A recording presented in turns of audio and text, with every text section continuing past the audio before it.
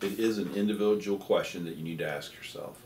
So in everything, there's no clean answer to it because there's so many variables at play. But let's say that we're in this building right now, and it's not a police station, and I'm not a police officer, and we hear what we think are gunshots far away down a hall, and we know there's an exit door right out here. Rather than run to the sound of those gunshots, as a student or a staff member, you should run to the exit door and get away from it as quickly as you can, out of harm's way. But let's say that you find yourself trapped. There's more than one shooter, or the shooter's right outside your door. Then what we're going to ask you to do is to entertain hiding.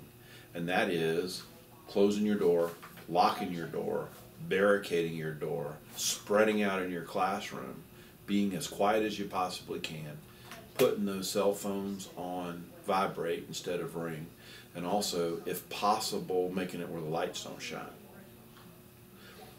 And then, as a last resort, if you find yourself being confronted with an active shooter, one of the reasons why we want you to fight is because it's probably your best chance of survival. And the reason for run, hide, fight, it used to be a lot of shelter in place and that kind of stuff. There was some studies done nationally about why active shooters were so successful in hitting their targets.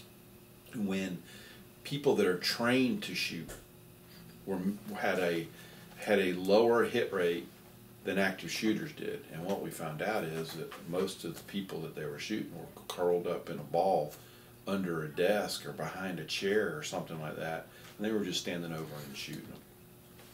But where I think the reporters or the Spinnaker could really do a service to the university community is by promoting the university webpage and going to the Run, Hide, Fight video.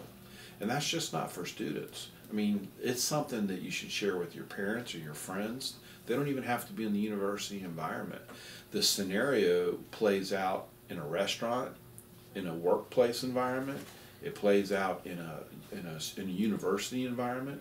So the skills being taught through that Run, Hide, Fight video, which is done by Department of Homeland Security and been endorsed by the Department of Education.